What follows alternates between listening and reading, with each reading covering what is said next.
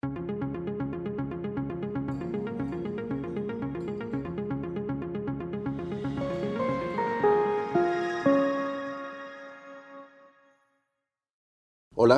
soy Jaime Ordóñez y este es el programa La Noche Abierta que producimos acá desde el canal UCR en la Universidad de Costa Rica y se reproduce por un canal de YouTube para todo el resto del país y a escala internacional.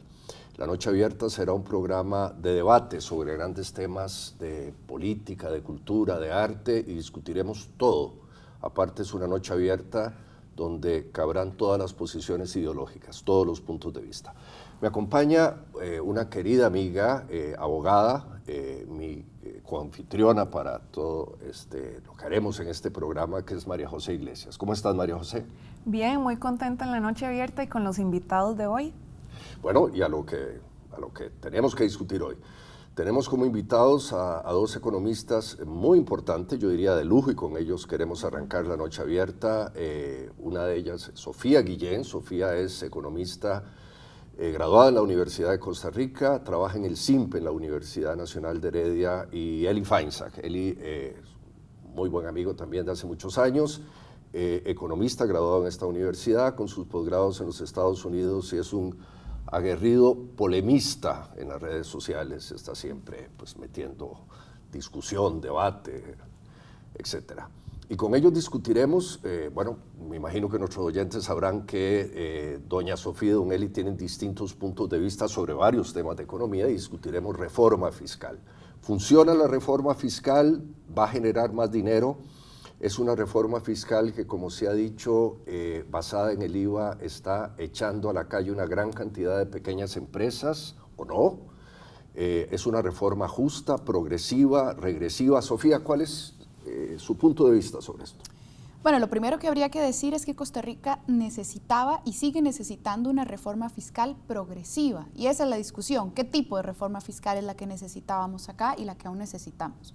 Lamentablemente me da la impresión que la reforma fiscal que al final aprobó la Asamblea Legislativa, entre idas y venidas, entre cosas mal hechas y a la carrera, terminó por acabar cargando de más a un sector de la población, esos pequeños comercios que ahora tienen que cargar con costos adicionales, las familias que en el 2020 van a tener que cargar con ese aumento en la canasta básica resultado del IVA, y también una regla fiscal de la que se habló muy poco, pero que la regla fiscal habría portillos significativos para desfinanciar o en la práctica congelar fondos de programas sociales que son destinos Sofía. Específicos. Don Eli, ¿estaría usted de acuerdo con esto que dice Sofía? ¿Es una reforma fiscal regresiva? Bueno, ciertamente no es la mejor reforma fiscal, pero de la Asamblea Legislativa nunca podemos esperar que salga algo ideal.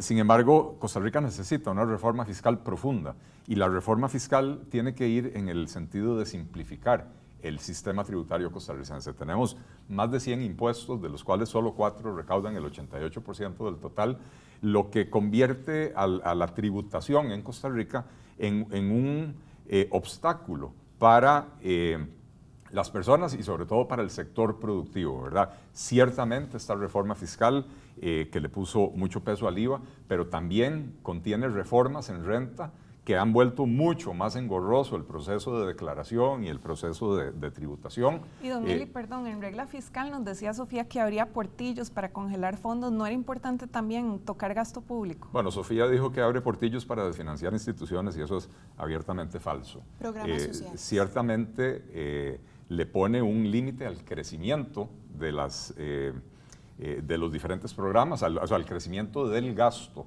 pero no es un portillo para desfinanciar absolutamente nada. Tenemos que aceptar que tenemos una realidad fiscal donde llevamos 10 años continuos con déficits superiores al 4% y de hecho de esos 10 años, por lo menos 7 con déficits superiores al 7%.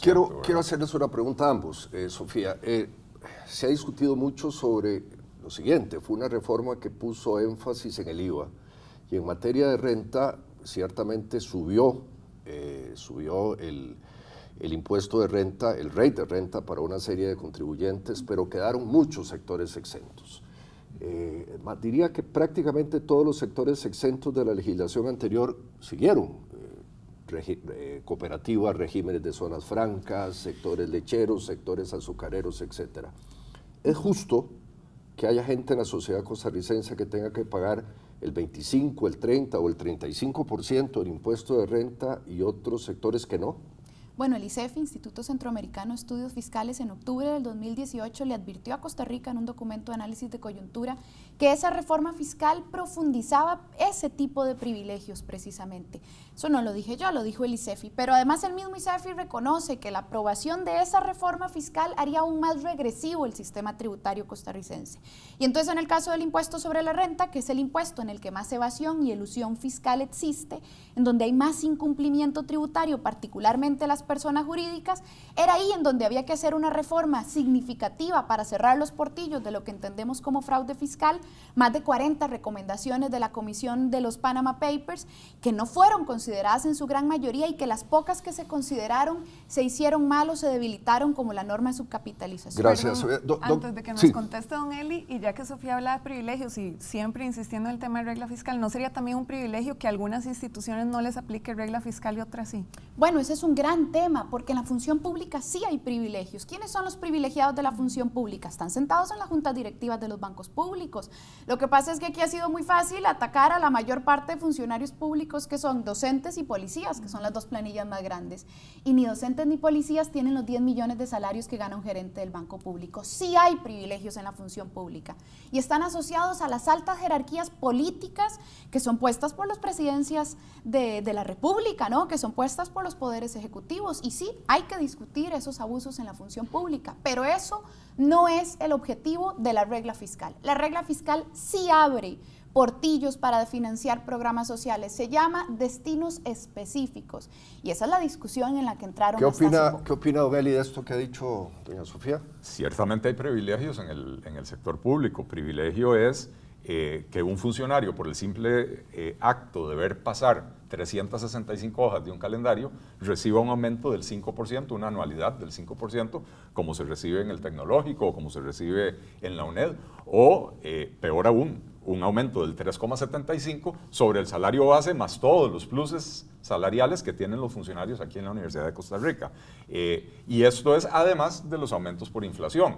Entonces, si vamos a hablar de privilegios, comparemos a los empleados del sector privado, que reciben su aumento anual por inflación, o semestral a veces, y el funcionario público, que es pagado por el sector privado que contribuye a los impuestos, y que recibe toda esta clase de privilegios, además de regímenes de pensiones absolutamente insostenibles, que se financian nuevamente de los impuestos, porque no alcanzan las contribuciones que los propios trabajadores hacen. Muy bien, después del receso, yo quiero volver con ustedes, doña Sofía, don Eli, sobre el tema del impuesto de renta.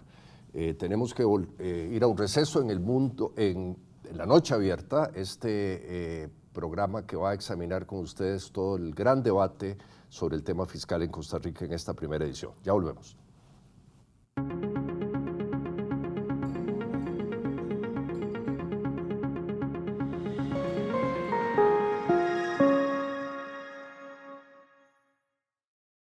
Buenas, estamos de vuelta con La Noche Abierta, hoy hablando sobre reforma fiscal con Sofía Guillén y Eli Feinsack. Antes del corte conversamos un poquito sobre IVA, sobre regla fiscal, y había quedado sobre la mesa una pregunta de Jaime en relación con renta, que es el otro aspecto del plan fiscal, en el sentido de que sí hay reformas, sí se introducen algunos cambios, se hablaba de algunos sectores exentos. Don Eli. Sí, a ver, hay que empezar por reconocer que el postulado de Jaime es correcto, ¿verdad? Costa Rica tiene, decía yo, más de 100 impuestos, pero además tiene más de 1.200 exoneraciones vigentes, ¿verdad? Y cuando uno habla de simplificación tributaria, la simplificación lo que tiene que buscar es disminuir la cantidad de impuestos, y para lograrlo, y sin abrirle un boquete aún más grande a las finanzas públicas, hay que empezar a eliminar todas estas exoneraciones. Un sistema fiscal con ciento y resto de impuestos y más de 1.000 exoneraciones, lo que tiene es un montón de portillos. Y aquí voy a estar de acuerdo con Sofía, un montón de portillos para la evasión, un montón de portillos para la ilusión. Esto se resuelve simplificando, jamás creando más reglas, jamás creando más complicaciones, porque echa la regla, echa la trampa. Entre más sencillo es el sistema, más fácil es de fiscalizar, más fácil es el cumplimiento también para el obligado tributario. Yo voy a hacer algo acá que generalmente no se hace en Costa Rica, y es que la gente da por sentado que aquí hay grandes diferencias ideológicas entre ustedes, un economista de una posición y un economista de otra. Pero Sofía, ¿usted estaría de acuerdo con la posición de Eli de que todo el mundo pague impuestos en Costa Rica, que es algo que los economistas que siguen la posición de Eli llaman algo así como el flat tax, el impuesto parejo, que se eliminaran todas las exoneraciones de sectores? Yo creo en el principio que el expresidente Alfredo González Flores intentó hace 100 años lograr que se concretara en Costa Rica, que es que el rico pague como rico y que el pobre pague como pobre. Eso es por definición un sistema tributario progresivo. Eso no lo hemos logrado, ¿ok? No es un tema de si todos pagamos impuestos o si nadie paga impuestos, es un tema de en qué proporción con respecto a su ingreso. Sí, las grandes riquezas de este país tendrían que estar contribuyendo de acuerdo a su capacidad. ¿Zonas francas deberían pagar impuestos, sí o no? Bueno, mira, hay propuestas en la Asamblea Legislativa que tienen rato dando vueltas, inclusive de diputados del propio PAC, que proponían, por ejemplo, en algún momento que en las zonas francas se les dijera, miren, no le vamos a levantar la zona franca, pero de toda la lista de impuestos que no paga, pague un poquito de esta, que era el impuesto sobre los dividendos. Digo que ahí eso no es en blanco y negro, ahí se pueden buscar matices. ¿Las cooperativas hay países que ya lo han deberían hecho. pagar impuestos? Siempre bajo el principio de la progresividad. No es lo mismo la Dos Pinos que una cooperativa pequeña comunitaria. Siempre bajo el principio de la progresividad. El que tiene más, que pague más, el que tiene menos, que pague menos. Y eso es lo que no logró la reforma fiscal. Principio que existe en renta, mal implementado, pero en el impuesto de renta, las pequeñas empresas tienen tasas preferenciales y conforme van aumentando las Curiosamente utilidades... estamos viendo un punto de conexión entre ustedes, Sofía, Eli, y me encanta oírlo en materia de renta porque lo que falta en Costa Rica es diálogo para generar acuerdos en... Claro, pero nuevamente, el impuesto de renta en Costa Rica es un sistema terriblemente engorroso, con un montón de categorías de impuesto. Ahora hay 5 en el salario, hay 3 categorías en renta corporativa, un montón de exoneraciones y un montón de complicaciones por todas partes, ¿verdad? Está muy lejos de ser un sistema fiscal, que fomente la inversión y que fomente la producción, el crecimiento, la generación de empleos, y también está muy lejos de ser un sistema fiscal que facilite mejorar la recaudación. Y en ese sentido, creo que ahí sí tenemos diferencias importantes, porque cuando yo hablo de simplificación tributaria, estamos hablando de menos impuestos, con menos categorías, menos tasas, ¿verdad? Un impuesto más flat, pero con menos exoneraciones. Pero más extendido. Más extendido, por supuesto. Costa Rica es un país donde, por ejemplo... En eso creo que se acercan ustedes dos. Quisiera que hablemos un poco de reactivación. Ahora que don Eli mencionaba promoción de empleo, el gobierno ha hecho algunas cosas tímidas, pero por ejemplo ahora se va a aplicar un porcentaje progresivo para pymes de la cuota obrero patrón en la caja. De estas cosas nadie habla o se percibe que no hay esfuerzos para reactivación económica, don Eli. A ver, el gobierno ha adoptado algunas medidas que pueden ser útiles, pero que no son de impacto en el plazo inmediato. Por ejemplo, ayer estaban hablando de esfuerzos en educación dual, que acaban de aprobar la ley, teletrabajo. Hay que reconocer que, en primer lugar, educación dual y teletrabajo, las dos leyes que se aprobaron, son leyes que vienen a traer la legislación, a ponerla al día con la práctica que ya se estaba dando en el mercado. O sea que esto no es algo que va a generar un crecimiento económico, mucha mayor contratación. Simplemente vino a ponerle un marco legal, por ejemplo, en el caso del teletrabajo. Hablan de formación en idioma inglés, lo cual es maravilloso, pero usted no forma a alguien en idioma inglés de la noche a la mañana. Entonces esto no es algo que le va a generar a usted empleos de la noche a la mañana. Sobre este tema, disculpa, Sofía, sobre ese tema, ¿cuál es su opinión?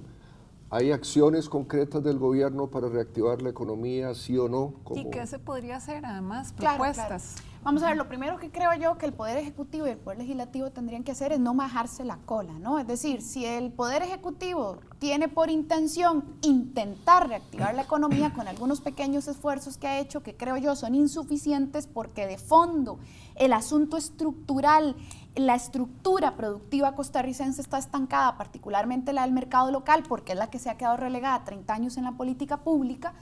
Vamos a ver, no majarse la cola. ¿Cómo aprobas una reforma fiscal que termina gravando con el IVA sectores delicados de la economía, bienes y servicios básicos como elementos, salud, como agua, como electricidad, después de ciertos márgenes, ¿cómo generas esos costos adicionales?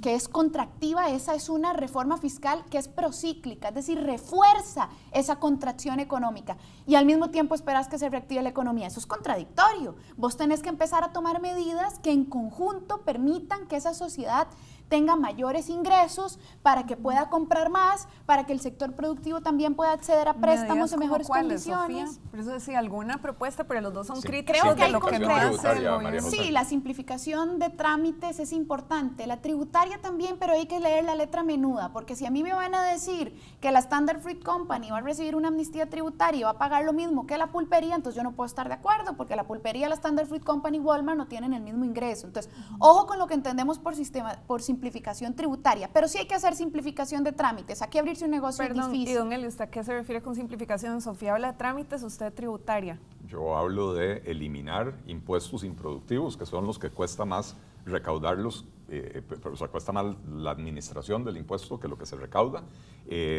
Hablo de hacer un sistema bastante más flat, donde no hay tantas tasas diferenciadas. Y hablo de empezar a cerrar todo ese montón de exoneraciones. Quiero decirles, don Eli y doña Sofía, que veo otros puntos de encuentro entre ustedes. Sí, bueno, nuevamente, el diablo está en los detalles, sí, claro, porque uno habla de bajar las tasas de los impuestos para promover. Muy bien, este no, lo cual les celebro. Corte. Sí, tenemos que irnos a un pequeño corte, pero ya seguimos. Muy interesante el debate y nos vemos en unos minutos de nuevo en La Noche Abierta.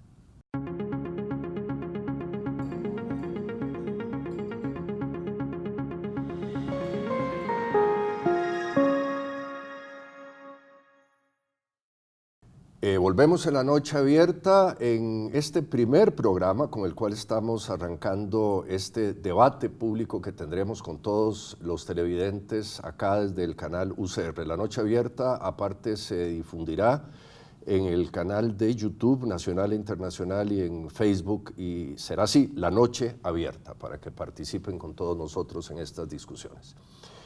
Tema fiscal. Tenemos a Sofía Guillén y Eli Feinsack, y me acompaña nuestra coconductora y amiga María José Iglesias. Reforma fiscal. Una reforma fiscal se hace para generar más ingresos, dice la teoría, pero también para generar equidad social. Las sociedades tienen que crecer, pero teóricamente en democracia generar equidad. Costa Rica, Sofía, Eli, es un país que pasó de ser un país bastante igualitario, de ser de los países más igualitarios de América Latina. Ya por los años 90 éramos, junto con Uruguay, el país más igualitario de América Latina, y hoy somos uno de los menos igualitarios. De hecho, somos el país número 17 en la lista, de abajo hacia arriba, de los menos equitativos a nivel mundial. ¿En algo falló, en algo va a fallar esta reforma tributaria en corregir eso? Sofía, don Eli, Sofía.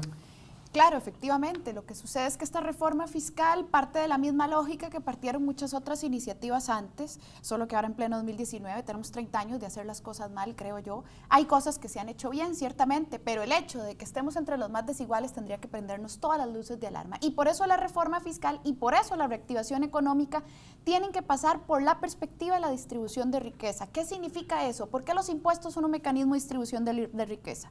Porque los impuestos llegan y le dicen, Standard Fruit Company, en vez de darle una amnistía tributaria, le vamos a pedir que por favor cumpla sus deberes fiscales. Ok, usted nos da el dinero, Standard Fruit Company, nosotros Estado, ahí estoy de acuerdo en que hay que revisar la corrupción que existe dentro del Estado para que efectivamente el gasto se use bien, se hagan bien las cosas. Yo Estado tendría que tomar ese dinero, invertirlo en educación pública, invertirlo en la caja, en luchar contra el fraude, a propósito de que ayer le recortaron 1.200 millones a la caja para ese propósito, tendría que estar usándose para eso. ¿Por qué? Porque esos servicios logran envolver a sectores socioeconómicamente vulnerables que no podrían pagar el sector privado. Oigamos a Eli. Eli, tu punto de vista sobre esto, ¿es Costa Rica un país más desigual que hace 10, 20 años? Bueno, eso revelan las estadísticas, eso me parece que es incontestable.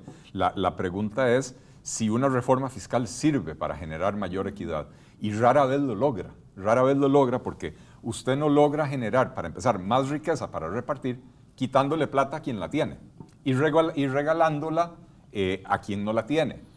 Porque en el proceso, y sobre todo en Costa Rica, para usted entregar un colón de ayuda social, tiene que gastar 4 colones más.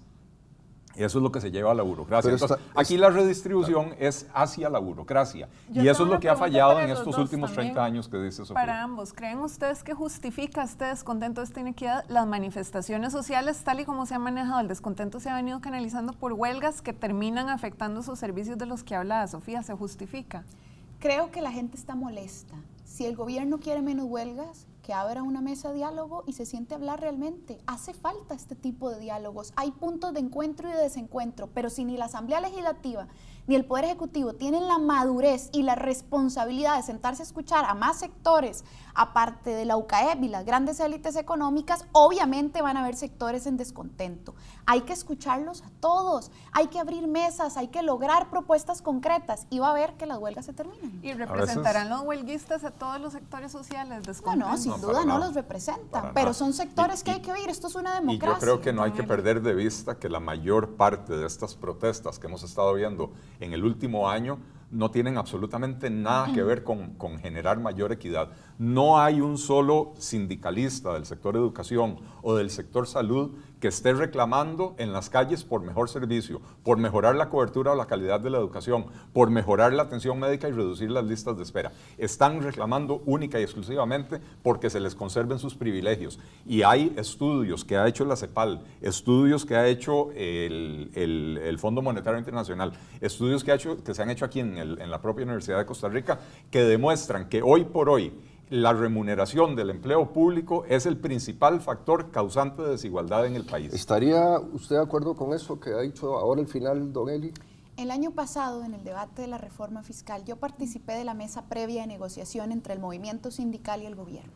Y el movimiento sindical hizo algo que ciertamente le cuesta hacer, pero lo hizo. Presentó una propuesta alternativa de reforma fiscal. Se la entregó antes de ir a huelga al gobierno. Y el gobierno dijo, uy, no, muchas gracias. Respondió en una cartita de una hoja. Bueno, evidentemente faltan oídos, faltan ganas de dialogar, propuestas existen, muchísimas. En el debate de la reforma fiscal se proponía que se combatiera el fraude. A mí no me molestaría poner de mi bolsillo, pagando el impuesto del valor agregado en la canasta básica el otro año, si yo supiera que la Standard Fruit Company, toda la lista de bancos a los que le dieron multimillonadas de amnistías tributarias, cumplieron con su deber fiscal. Ese tipo de incoherencias obviamente molestan a la gente. Una democracia pasa por escuchar sobre todo cuando son partes. magnificadas a base de consignas, ¿verdad? Porque la amnistía tributaria, en primer lugar, a nadie se le perdonaron los impuestos que debía. No, las se multas. le perdonaron algunas multas que de por sí estaban en disputa y que estas disputas se van a juicio y tardan años en resolverse y no hay ninguna garantía de que el gobierno, el Ministerio de Hacienda va a ganar el juicio. Y entonces la amnistía tributaria al final de cuentas lo que dice es cortemos por lo sano. Usted me debe tanto, yo le voy a ceder una parte de las multas y usted me paga el impuesto y los intereses. El principal beneficiario de la amnistía tributaria, no lo perdamos de vista, fueron los bancos públicos y por mucho. Don Eli, doña Sofía, aquí yo he descubierto, no sé, María José, que hay acuerdos y hay desacuerdos. Por supuesto. Y es lógico. En medio minuto cada uno, una recomendación concreta para el gobierno de Costa Rica sobre cómo, uno, reactivar la economía y volver a generar equidad. Dialogar y generar propuestas que permitan que los grandes sectores que han perdido con el modelo de desarrollo también ganen. Y hablo de las grandes mayorías. El sector privado gana muchísimo menos que el sector público, eso es cierto. 350,000 es el promedio salarial. No se puede alimentar una familia con eso.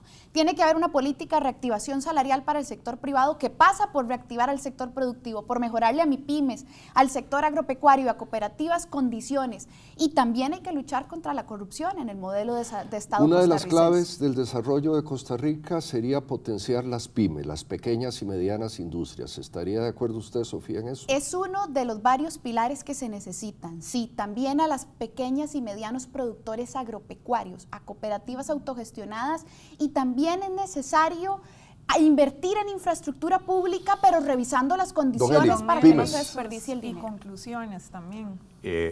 Por supuesto, en un país donde tenemos un parque empresarial que supera las 120,000 empresas, donde hay 450 grandes contribuyentes que aportan 2/3 partes de todo lo que se recauda en el país, por supuesto que hay que promover el crecimiento de las pymes. Costa Rica tiene políticas para las pymes destinadas a mantenerlas siempre pymes, cuando el objetivo debería ser que la P pase a ME, ¿verdad? La pequeña pase a mediana y la mediana pase a grande y empezar a generar mayor riqueza en el país. Ahora, usted quiere una propuesta específica para poder reactivar la economía generando mayor equidad social. Olvidémonos de diálogos que se convierten en estrategias de veto. Vamos a tener que invitarlos literalmente otros 30 minutos, porque nos avisan de cabina que ya se nos acabó el tiempo y recién está calentando esta discusión, María José.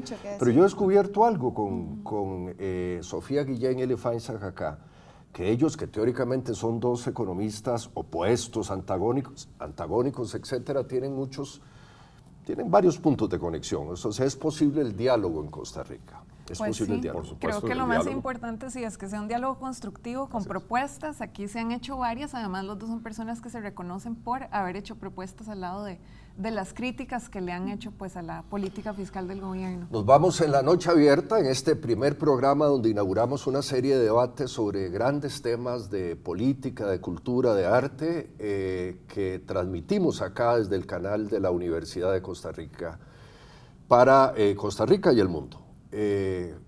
Para María José Iglesias y para Jaime Ordóñez, sus anfitriones, ha sido un gusto estar con ustedes. Nos vemos y muchas gracias a nuestros invitados. A ustedes. Gracias a ustedes.